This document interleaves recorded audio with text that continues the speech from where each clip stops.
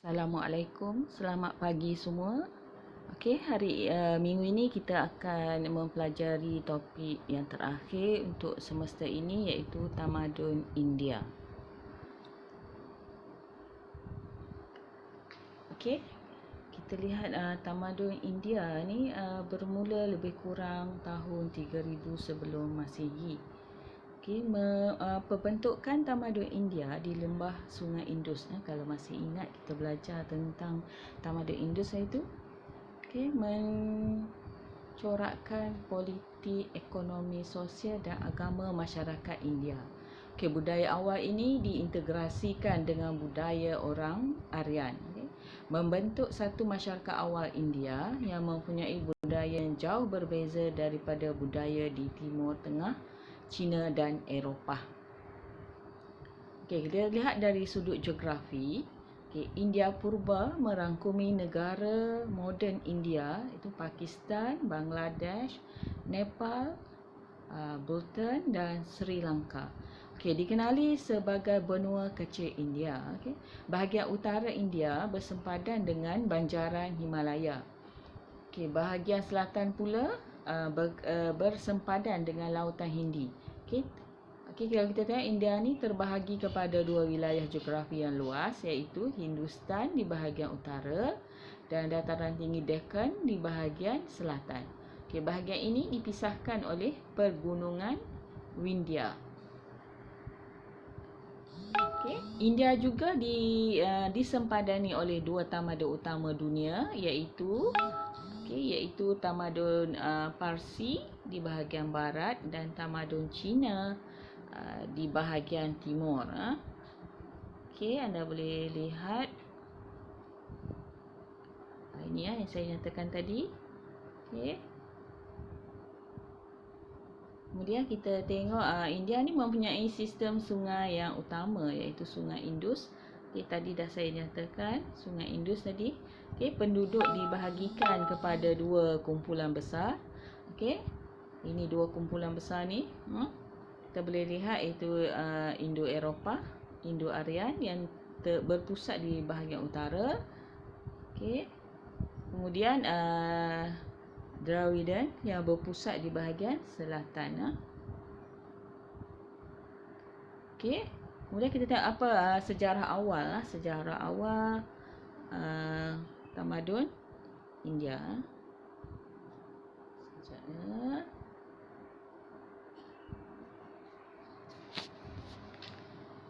Okey, kita lihat sejarah awal tamadun India. Penemuan arkeologi membuktikan kewujudan zaman Paleolitik. Zaman Paleolitik. Okey.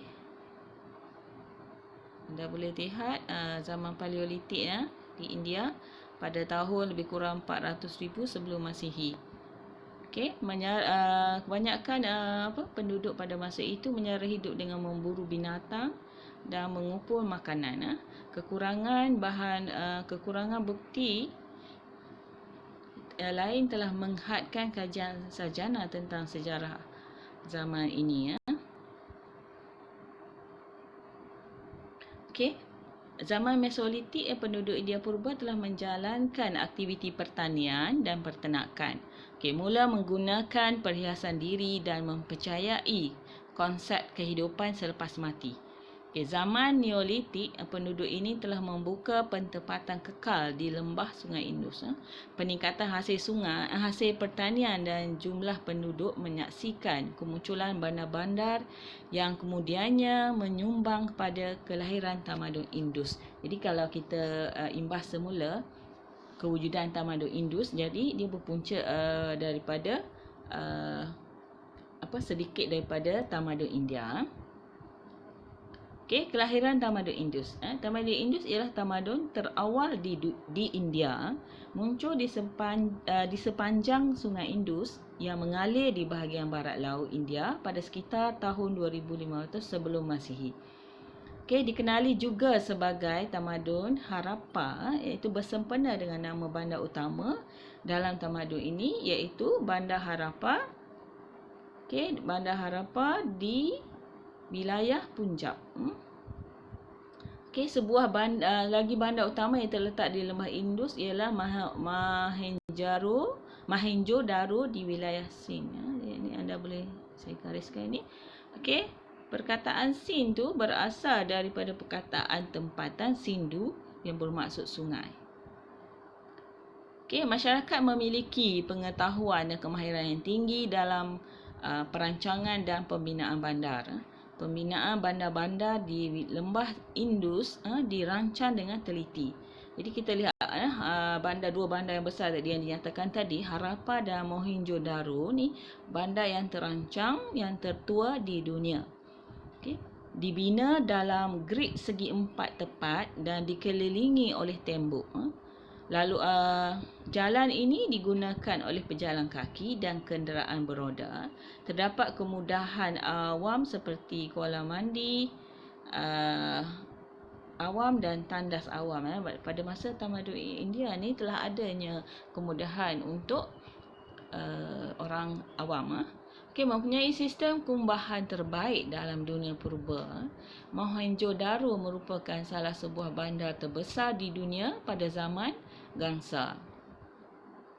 Okay, sistem pemerintahan tamadun Indus berbentuk sistem pemerintahan teokrasi, iaitu ia diperintah oleh pendeta-pendeta yang dilihat sebagai wakil Tuhan. Okay, ekonomi tamadun Indus berasaskan pertanian. Tanaman utama ialah gandum dan barley. Okay, pemerintah mengutip hasil bijiran ini sebagai cukai. Okay, penduduk Harappa merupakan orang pertama yang mahir dalam mengusahakan tanaman kapas. Okay, menjalinkan hubungan perdagangan yang meluas dengan tamadun Sumeria dan tamadun lain di barat. Okay. Ekspor utama tamadun ini ialah tekstil, hasil makanan, emas dan barangan mewah. Okay, import batu berharga dan logam. Penemuan cap moho buatan masyarakat lembah Indus di Mesopotamia membuktikan kewujudan hubungan perdagangan antara bangsa antara kedua-dua tamadun ini. Okay, penduduk tamadun Indus menyembah Tuhan kesuburan iaitu Dewi Ibu. Okay, ini Tuhan kesuburan yang dinamakan Dewi Ibu. Ini yang disembah. Okay, untuk mengekalkan supaya mengekalkan kesuburan tanah di samping menjamin hasil pertanian tahunan yang memuaskan. Jadi mereka menyembah Tuhan kesuburan. Penemuan patung Proto-Siva menunjukkan penduduk di lembah Indus turut menyembah Dewa Siva. Okay, di samping menyembah Dewa Ibu, mereka juga menyembah Dewa Siva. Dewa Siva ini iaitu yang disembah di lembah Indus tu, di sepanjang lembah Indus. Pada masa lembah Indus tu, selain Dewa Ibu, mereka juga menyembah Dewa Siva. Okay, nilai estetika barang-barang tembikar dan seni arca masyarakat Indus ni amat menakjubkan. Satu lagi pencapaian hebat tamadun Indus ialah penciptaan sistem tulisan. Penciptaan simbol piktograf. Pada masa ni dah ada simbol piktograf sejak tahun 300 sebelum Masihi. Okay, sistem tulisan tamadun Indus masih tidak dapat ditafsirkan dengan baik oleh para sarjana. Jadi, para sarjana ni masih tidak dapat mentafsir dengan baik sistem tulisan tersebut. Sistem tulisan Indus telah digunakan terutamanya untuk merekodkan urusan perdagangan. Tamadun Indus dimusnahkan oleh serangan orang-orang Aryan, iaitu penduduk nomad dari utara. Okay, tamadun ini runtuh akibat wabak penyakit atau bencana alam seperti banjir, gempa bumi ataupun perubahan iklim di lembah Indus. Okey, kalau anda masih ingat masa kuliah yang lepas kita belajar tentang tamadun Cina, antara dinasti yang digulingkan oleh penduduk nomad ada juga kan pada masa tamadun Cina, dan sekarang kita bertemu lagi dengan penduduk nomad dalam tamadun India.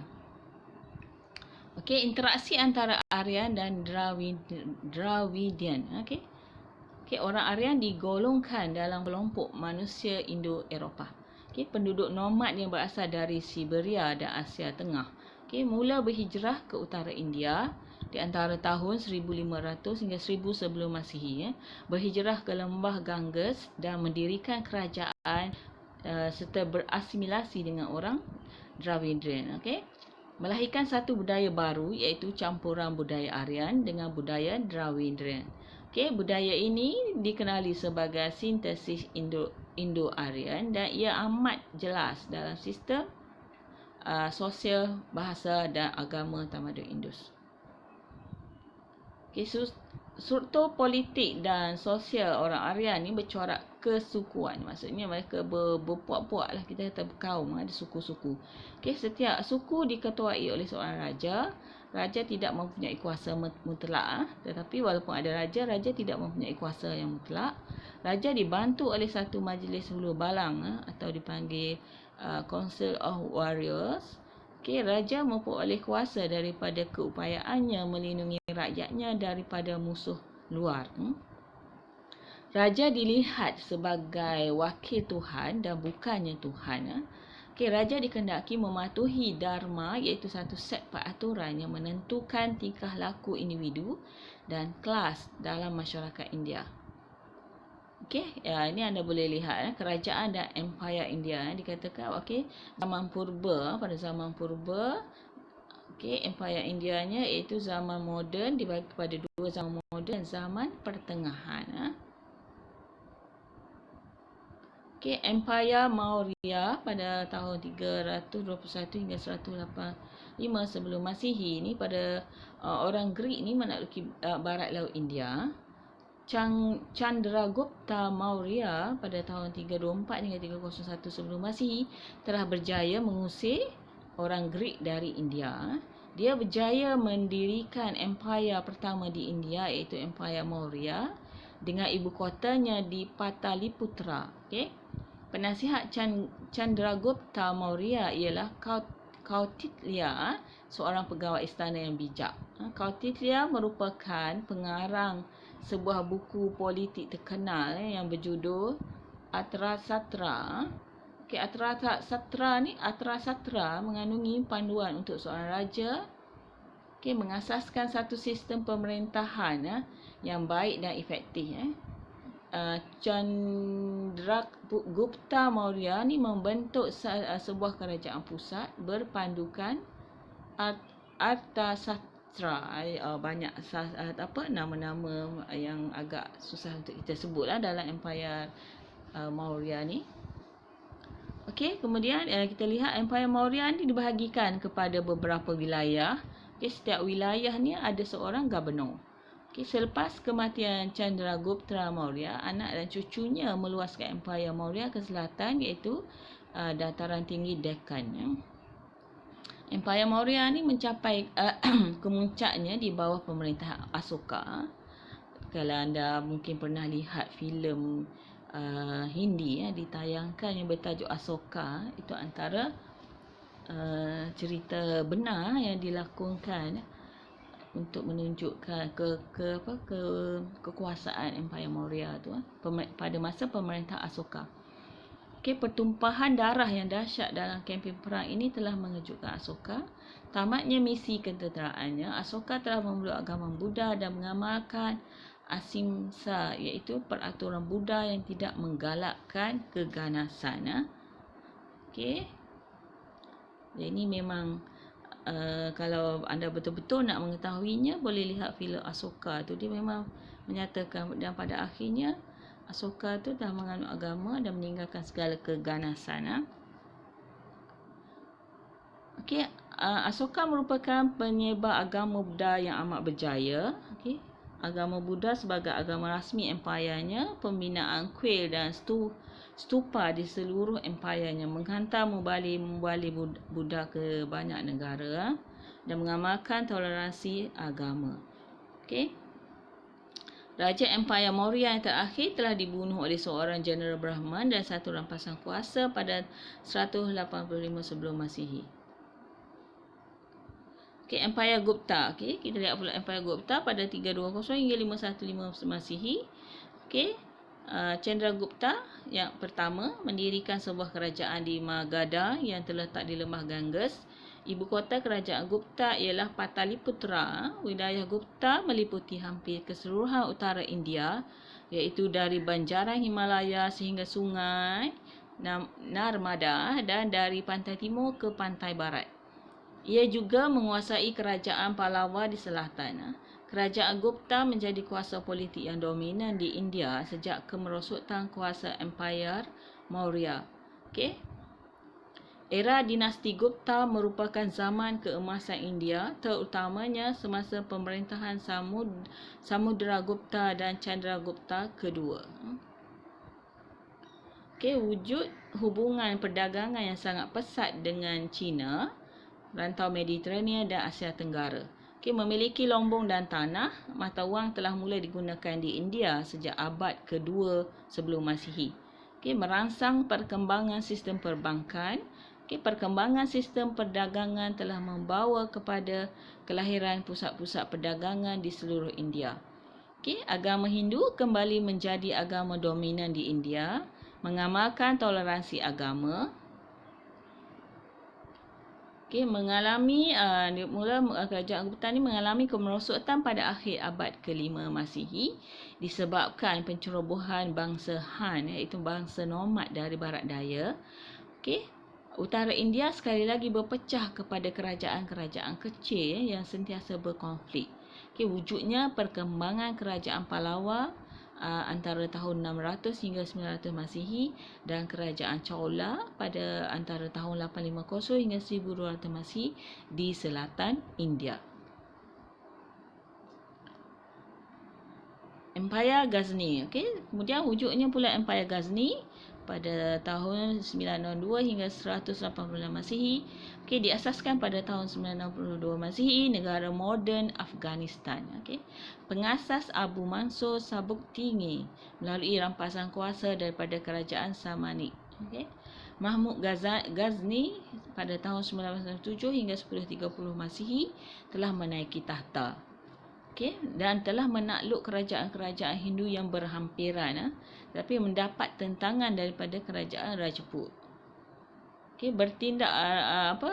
Mereka bertindak kejam dengan melakukan penganiayaan yang teruk terhadap orang Hindu dan orang Buddha, di mana mereka dirompak, diperhambakan dan dibunuh pada masa pemerintahan ini.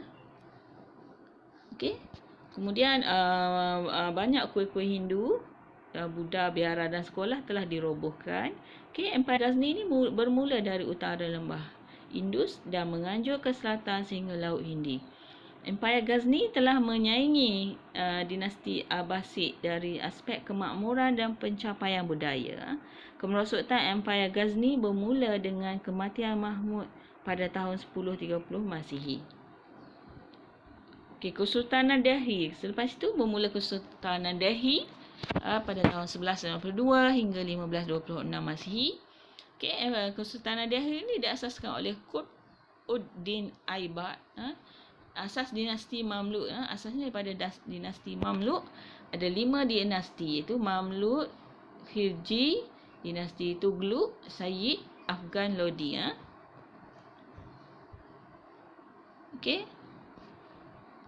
Pengaruh Kesultanan Delhi berkembang dengan agak lembab di selatan India, menghadapi ancaman daripada tentera Mongol di sempadan utara dan barat India. Ancaman ini hanya berakhir pada awal abad ke-14 dengan pemecahan Empayar Mongol. Kesultanan Delhi mencapai zaman kemuncaknya pada tahun 1200 dan 1300. Agama Islam dan kekuasaan pemerintahan Islam telah berkembang di seluruh utara India. Sultan-sultan menjadi penaung seni halus, pembina monumen-monumen yang mempersonakan dan menyokong perkembangan ilmu falsafah dan sains. Dua Sultan Delhi yang amat terkenal iaitu Iltutmish antara sekitar tahun 1211 hingga 1236 dan anak perempuannya Razia antara tahun 1236 hingga 1240. Iltutmish berjaya menjadikan Kesultanan Delhi sebagai kerajaan yang terkuat di utara India. berjaya mengatasi ancaman tentera Mongol. Razia pula mencipta sejarah sebagai perempuan Islam terunggul. Ni anda lihat Razia mencipta sejarah sebagai perempuan Islam terunggul yang pernah memerintah sebuah kerajaan dalam sejarah India, mengembangkan perdagangan, membina jalan raya, membina sekolah dan menaungi penyair dan artis. Dinasti Tughlaq telah meluaskan pengaruh Kesultanan Delhi ke dataran tinggi Deccan. Kemudian kita nak pemberontakan berlaku bukan sahaja dari orang Hindu tapi juga dari pemerintah Islam. Dan pada masa ini juga telah berlaku pemberontakan. Ini anda boleh tengok di sini. Saya nyatakan tadi. Kemudian kita lihat lagi pada tahun 1336 ni, masih ini Kesultanan Delhi ni dah hilang wilayah selatannya kepada Empayar Hindu Vijayanagara. Dan tahun 1398 Tamerlan, iaitu pemerintah Mongol dari Empayar Timurid yang berpusat di Samarkand, telah menceroboh dan memusnahkan kota Delhi. Tentera Kesultanan Delhi ini ditewaskan oleh Babur, cici kepada lelaki Tamerlan, iaitu pada tahun 1526. Kemudian muncullah Empayar Mughal. Mughal ni diasas oleh Babur, berketurunan Genghis Khan, iaitu penakluk Mongol yang terkenal. Babur ni mewarisi sebahagian kecil Empayar Tamerlan, iaitu Fergana atau lebih dikenali sekarang sebagai Uzbekistan. Ini. Kemudian melarikan diri dari Fergana kerana dikalahkan oleh tentera Uzbek. Menawan Kabul pada tahun 1504. Tahun 1526 Babur menawan Delhi dan mengukuhkan kuasanya di utara India. Kemudian siri penaklukan tu diteruskan lagi di utara India sehingga kematiannya pada tahun 1530. Tenteranya mempunyai senjata moden seperti meriam. Kemudian kita lihat lagi kekuasaannya. Selepas kematiannya digantikan oleh Humayun. Kemudian Humayun ni luaskan lagi Empayar Mogul, kemudian diganti dengan anaknya Akbar. Beliau telah meluaskan Empayar Mughal ni dan berjaya mendirikan Empayar India terhebat sejak Empayar Maurya. Beliau mengamalkan toleransi agama. Akbar menjadi penaung seni halus India klasik dan seni Bina. Menghapuskan amalan sati dan melaksanakan syariah. Jadi bermula melaksanakan syariah. Akbar mengisytiharkan pembentukan sebuah agama baru yang dikenali sebagai Din Ilahi. Agama baru ini tidak mendapat sambutan dan sebaliknya meningkatkan kemarahan orang Islam. Menghapuskan jizyah, melantik orang Hindu sebagai pegawai-pegawai tertinggi. Kemudian orang Islam ni tertakluk pada syariah dan orang Hindu tertakluk pada undang-undang Hindu. Digantikan. Selepas itu dia digantikan oleh anak lakinya Jahangir tahun 1605 hingga 1628. Jahangir ni mengukuhkan lagi kedudukan Empayar Mughal. Meneruskan dasar toleransi Akbar. Penghujung pemerintahannya, pengaruh Jahangir mulai lemah. Jahangir dipengaruhi oleh Nur Jahan, isterinya yang berketurunan Parsi. Nur Jahan menggunakan peluang ini untuk memperkayakan keluarganya. Jadi apabila dia dah dia gunakan peluang ni untuk beri kemudahan kepada keluarga lah, kalau kita kata, mengahwinkan anak saudaranya Mumtaz dengan Shah Jahan. Jadi kalau kita tengok Shah Jahan tu tak, apa yang dia telah bina tak, untuk menandakan tanda cinta kepada isterinya Mumtaz tu. Shah Jahan antara tahun pemerintahannya antara tahun 1628-1658, dia telah menawan dataran tinggi Deccan dan Samarkand. Menghadapi masalah keuangan yang serius pada zaman Shah Jahan ni, dia mengalami keuangan yang serius di mana pembendaharaan negaranya hampir kosong. Sikap boros Nur Jahan yang menggemarkan kehidupan mewah. Ini salah satulah yang menyebabkan pembendaharaan negara tu hampir kosong lah. Kempen ketenteraan dan projek pembinaan bangunan mewah menyebabkan masalah keuangan. Kemudian dengan berlakunya pembendaraan yang agak merudum, jadi dia telah meningkatkan kadar cukai. Kemudian masalah kebeluran dan sebagainya, jadi pelbagai masalah timbul. Shah Jahan pula jatuh sakit pada tahun 1657, membawa kepada perebutan kuasa antara dua anak lelakinya, iaitu Dara Shikoh dan Aurangzeb. Aurangzeb ni memenangi konflik ini. Jadi perebutan kuasa itu telah dimenangi oleh Aurangzeb. Jadi Aurangzeb ni menghapuskan amalan-amalan masyarakat India yang dianggap sebagai masalah sosial. Dia mengamalkan dasar tidak toleransi terhadap orang Hindu, dan keadaan ini amat berbeza dengan dasar toleransi Akbar. Dasar agama Aurangzeb yang menindas orang Hindu ini telah mencetuskan beberapa pemberontakan dalam pemerintahannya. Okey, kematian Aurangzeb tahun 1707 ni kepada kemerosotan pengaruh dan kuasa Empayar Mughal. Orang Maratha, iaitu orang Hindu dari barat India, menyerang empayar ini pada akhir tahun 1600. Pada tahun 1739, tentera Parsi menyerang dan memusnahkan Delhi. 1761, Maharaja Mughal dikalahkan dan oleh gabungan Hindu dan Sikh. Orang Mughal masih memerintah sebuah wilayah dengan pusat pentadbirannya di Delhi. Hanya pemerintahan di Delhi. Okey. Pemecahan benua kecil India menyebabkan ia menjadi sasaran mudah kepada serangan kuasa Eropah. Pada abad ke-17, orang British telah mula tiba di India. Abad ke-17, British tiba di India. Okey, tentera British ni mengalahkan tentera Mughal dalam pertempuran di Palasi, Bengal, iaitu pada tahun 1757. 1764 pula mengalahkan tentera Mughal dalam pertempuran di Buxar ataupun Bengal. Okey, Maharaja Mughal Shah Alam II berjaya ditangkap oleh British. Terpaksa menandatangani perjanjian Allahabad dengan British pada tahun 1765. Kemudian British mengukuhkan serta memperluas kuasa dan pengaruh mereka di India dengan memperalatkan kelemahan Maharaja Mughal. Dia peralatkan Mughal. Okey.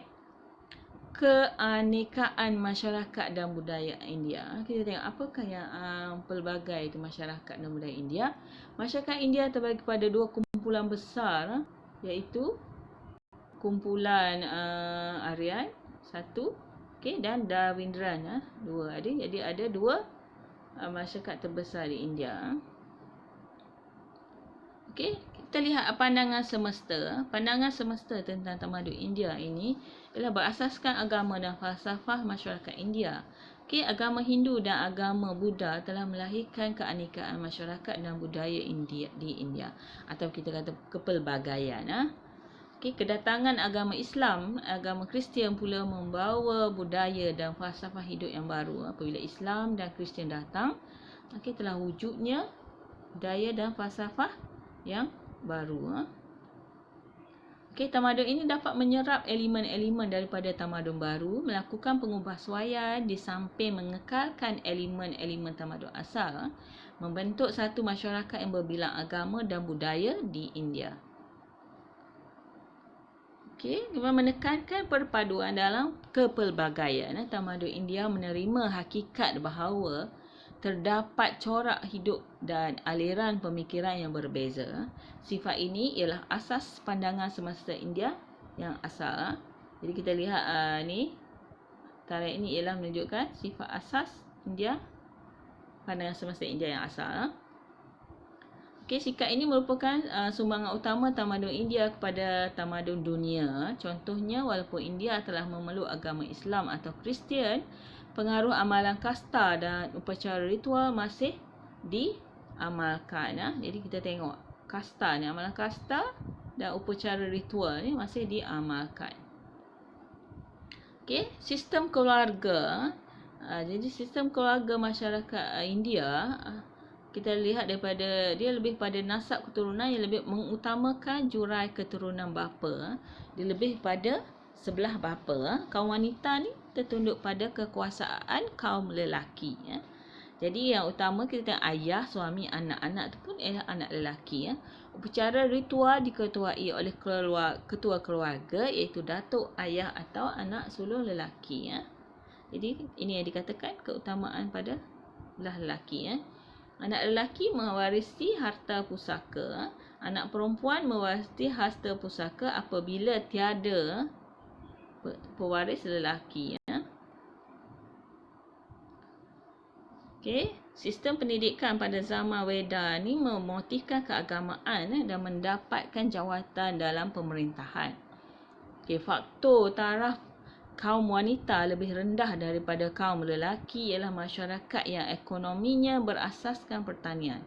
Okey, masyarakat agraria, kebanyakan kerja di ladang dilakukan oleh kaum lelaki. Fungsi utama kaum wanita menguruskan rumah tangga. Jadi kita tengok, kita kata lelaki di ladang, lelaki, okey, wanita rumah tangga. Jadi samalah konsep yang kita amalkan sekarang. Apabila anak perempuan berkahwin, dia terpaksa meninggalkan keluarganya dan akan menjadi ahli baru pada keluarga suami. Okey. Undang-undang Manu menekankan kaum wanita mesti dihormati dan dilayani dengan baik oleh kaum lelaki. Walaupun lelaki berkuasa, tapi wanita perlu dilayani dengan baik. Lukisan dan seni arca zaman klasik dan zaman pertengahan India menyaksikan penghormatan dan pemujaan terhadap kaum wanita. Dari sudut perkahwinan, amalan poligami amat jarang. Kalau kita tengok dalam masyarakat India ni, poligami amat jarang. Boleh berkahwin sekiranya isteri pertama mandul, tapi dibenarkan sekiranya isteri pertama tidak dapat melahirkan anak.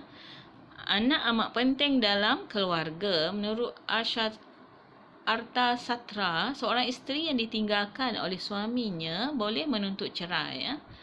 Okey, zaman awal India wujud amalan sati. Pada zaman awal tu adanya amalan sati.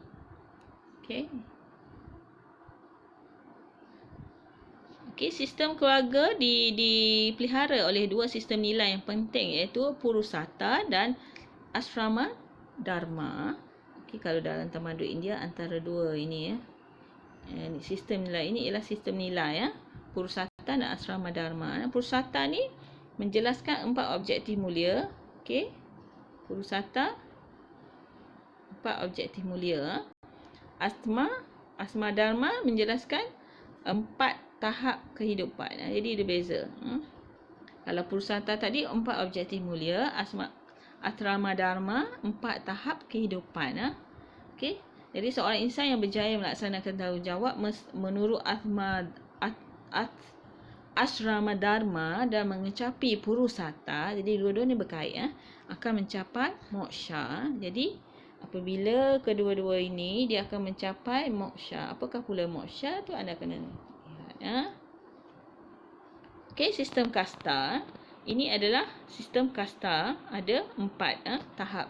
Brahmin, Ksatria, Waisya, Sudra. Jadi yang kita tengok yang teratas yang sedikit itu golongan yang paling tinggi kedudukan. Kemudian Ksatria tu yang kedua, Waisya yang ketiga, Sudra yang keempat. Okey. Orang Arya ni telah memperkenalkan satu sistem kasta yang ketat, menentukan status dan pekerjaan seseorang. Okey, ni anda tengok golongan Brahmin. Okey, Brahmin ni ialah golongan pendeta. Jadi dia letak teratas. Ksatria pula golongan tentera. Waisya golongan pedagang. Sudra golongan petani, artis dan buruh. Maksud golongan biasalah. Ketiga-tiga kelas atas ini hanya diperuntukkan kepada orang Aryan sahaja. Golongan Sudra merupakan penduduk asal benua kecil India, iaitu orang Dravidia, dan mempunyai hak yang terhad.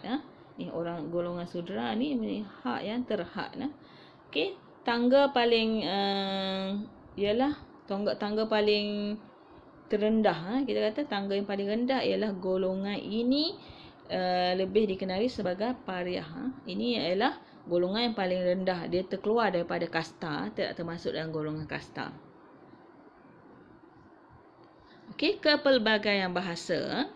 Bahasa yang wujud pada zaman tamadun India. Kita lihat bahasa Indo-Aryan dan bahasa Dravidian. Bahasa Indo-Aryan ni ialah bahasa yang menggunakan bahasa Sanskrit.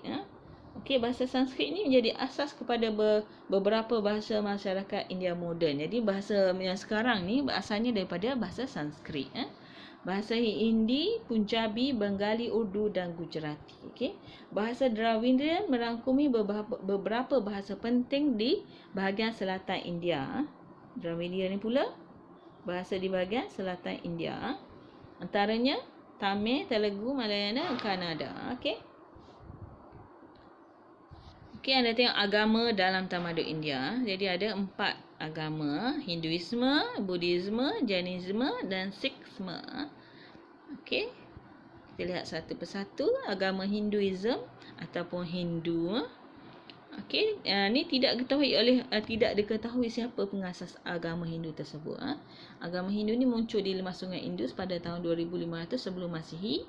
Okey, nama asal ialah Sanata Dharma, bermaksud peraturan kerohanian yang kekal abadi sebagai sifat Tuhan yang kekal abadi. Okey, jadi dia kata orang Hindu ni mengamalkan kepercayaan politeisme, iaitu menyembah banyak dewa dewi. Terdapat 3 dewa utama, iaitu 3 dewa utama, Trimurti Brahman, Vishnu dan Shiva. Okey, agama Hindu boleh dibahagikan kepada 2 aliran. Ada 2 aliran utama, iaitu Vishnuis dan juga Shaivitis. Okey, 3 prinsip utama dalam agama ni ada karma, samsara, moksha. Okey, ini 3 prinsip utama perlu anda ketahuilah. Okey, kemudian 2 lagi aspek penting dalam agama Hindu ialah Brahma dan Atman. Okey, ini yang dikatakan Brahma dan Atman. Okey, agama Buddhisme, tadi agama Hindu, sekarang agama Buddhisme atau agama Buddha. Okey, yang kita kata apakah yang dimaksudkannya? Yang diterangkan di bawah agama Buddha ni ialah pengasasnya Siddhartha Gautama. Okey, agama ini ialah satu reformasi, reformasi agama Hindu. Gautama Buddha ni menerima sebahagian besar kepercayaan dan amalan agama Hindu. Dia menerima hukum karma, menentukan status seseorang dalam kehidupan baru selepas mati. Konsep nirwana dalam agama Buddha hampir sama dengan konsep moksha dalam agama Hindu. Kejayaan mengawal nafsu duniawi merupakan asas penting untuk mencapai nirwana. Jadi dia perlu mengawal nafsu duniawi untuk capai nirwana. Okey, kehidupan bermoral boleh dicapai mematuhi 4 kebenaran. Okey, untuk agama Buddha ni pula perlu mematuhi 4 kebenaran mulia, iaitu ni Okey, dukkha, samudra, nirodha, marga. Agama Buddha ni berbeza daripada agama Hindu dari sudut egalitarian. Okey, Gautama Buddha ni menolak sistem kasta. Dia menolak sistem kasta yang ketat.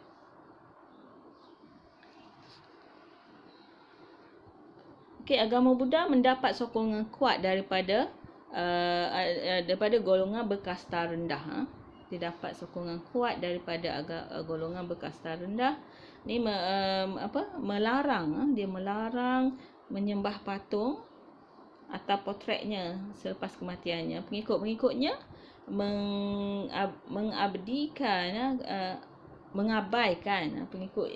mengabaikan larangan ini, tetap menyembah Gautama Buddha sebagai Tuhan.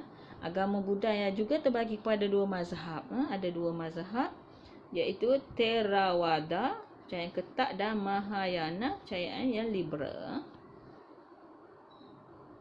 Okey, agama Jainism atau Jain, agama Jain. Okey, bermula pada tahun 559 hingga 468 sebelum Masihi. Okey, Mahavira dipanggil Jina, ini adalah pengasasnya. Mahavira dipanggil Jina, pemenang atau penakluk maksudnya. Pengikutnya dikenali sebagai Jainas dan pengikutnya dipanggil Jainas lah. Agama Jain ni menolak dunia material, dia tolak. Menyeru pengikutnya mengamalkan kehidupan secara sederhana.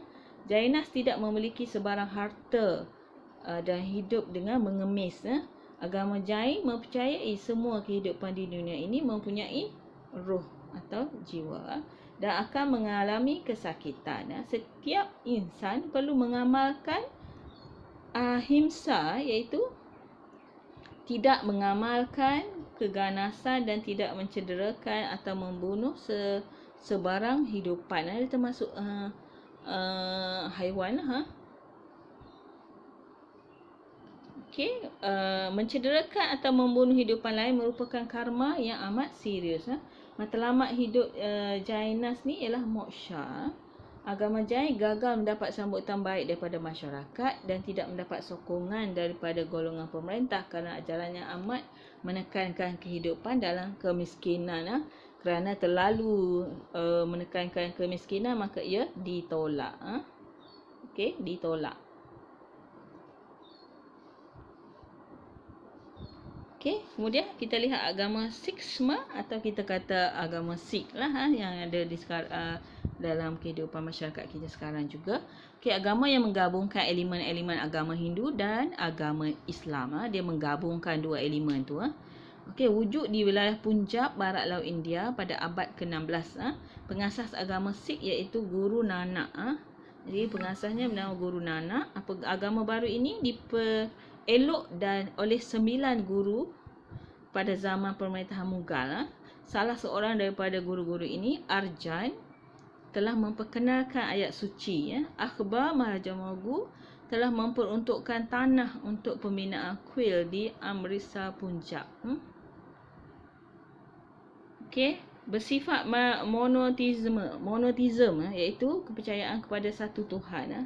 Jadi dia hanya percaya kepada satu Tuhan. Jadi kalau kita lihat percaya pada satu Tuhan ni sama dengan ajaran agama Islam lah. Lelaki Sikh dilarang menggunting rambut, janggut dilarang bercukur. Rambut tak boleh gunting, janggut juga dilarang untuk dicukur.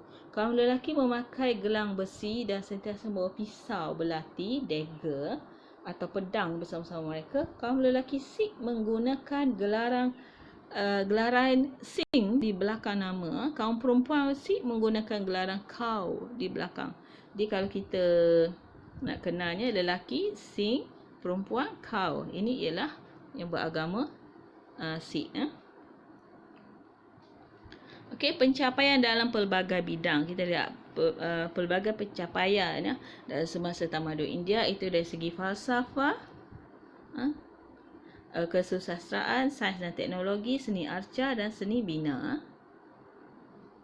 Okey, cuba anda lihat dari segi falsafahnya, iaitu bersumberkan kitab suci. Wujudnya kitab-kitab suci seperti Rig Veda, Yajurveda, Samaveda, Atmaveda.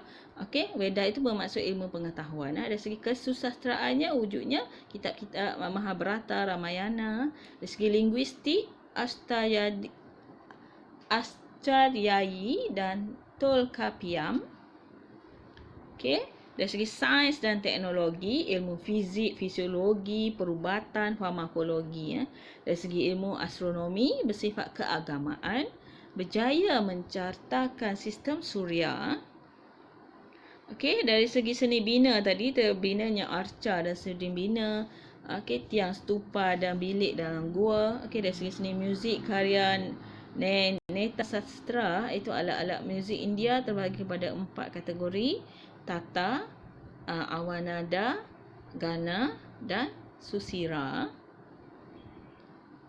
Okey, pencapaian dari segi budaya pada zaman Gupta ni, pencapaiannya dari segi sains dan teknologi, seni bina, kesusastraan. Pada zaman Mughal, seni bina, seni lukis, kesusastraan. Isu dan cabaran tamadun India. Apakah isu dan cabarannya? Tamadun India ni mempunyai keunikan, kekuatan dan kelemahan yang tersendiri. Okey, India telah dibahagikan kepada 3 zaman, iaitu zaman purba, zaman pertengahan dan zaman moden. Masing-masing dikenali sebagai zaman Hindu, Muslim dan British. Okey, tamadun yang unik dan mempunyai pelbagai dalam budaya, tradisi, agama, falsafah, bahasa India dan sistem baru. Tamadun India dapat menerima, mengubah suai dan mengekalkan elemen-elemen dari dalam dan luar India. Masyarakat India kekal dengan kestabilan walaupun terdapat zaman-zaman yang menyaksikan perubahan pesat dan radikal kerana serangan luar. Okey, pengaruh tamadun Islam di India. Pengaruh tamadun Islam di India, kita lihat pengaruhnya dari pertama pemerintahan dan tadbiran, sistem sosial dan masyarakat, pendidikan dan pendakwahan. Okey, penjajahan barat di India. Dari segi penjajahan barat di India pula, kuasa asing pertama Portugal, kemunculan kuasa perdagangan baru Belanda, okey, pada tahun 1602, dan Inggeris pula mengambil alih penguasaan Portugis di Kepulauan Hindia Timur. Syarikat Hindia Timur Perancis telah diasaskan oleh kerajaan Perancis pada tahun 1664 untuk bersaing dengan syarikat Hindia Timur Inggeris dan syarikat Hindia Timur Belanda di Hindia Timur. Atas sebab birokrasi dan kewangan yang lemah, mereka terpaksa bersaing dengan Inggeris bagi mengukuhkan kedudukan mereka di rantau ini. Okey, kolonialisme di India telah memberi kesan yang besar dalam bidang politik, ekonomi dan sosio budaya. Okey, Inggeris telah memperkenalkan sistem politik yang merangkumi pemerintahan, legislatif dan percukaian mengikut model sistem Inggeris. Aspek sosial turut memberikan kesan yang besar kepada masyarakat India dari segi pandangan hidup.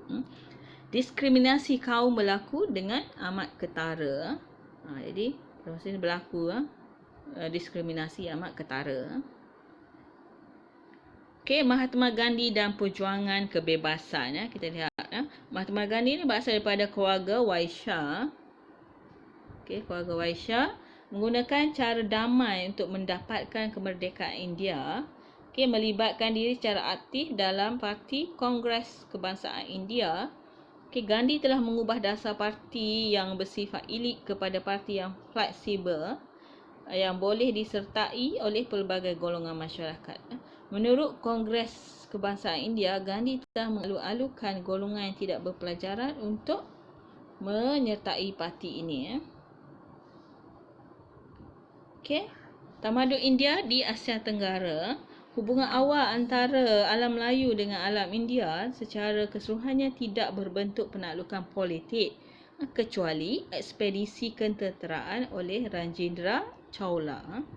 Nama wilayah Asia Tenggara disebut juga dalam kitab Ramayana iaitu Suwarmadwipa, itu semenanjung emas, dan Suwarmad bumi emas. Kerajaan awal yang dipengaruhi oleh tamadun India ialah Funan, Langkasuka, Kedah, Kuala Selinsing, Tanah Merah di Semenanjung, Kam Tauli di Sumatera, Taruma di Jawa dan Kote di Borneo. Okey. Orang India datang ke Asia Tenggara sebagai pedagang. Apakah tujuannya? Ialah sebagai pedagang. Para pemerintah tempatan telah menjemput golongan Brahmin untuk menonjolkan kesaktian dan kuasa mereka. Pengaruh India di Asia Tenggara turut dilakukan oleh golongan Kshatriya. Pengaruh agama dan kebudayaan Hindu-Buddha dari India di Asia Tenggara amat kuat. Hal ini dapat dilihat hasil daripada akulturasi yang ada dalam pelbagai bidang. Okey, sekian. Terima kasih. Okey, tamat kuliah kita untuk semester ini. Okey, topik terakhir tamadun India.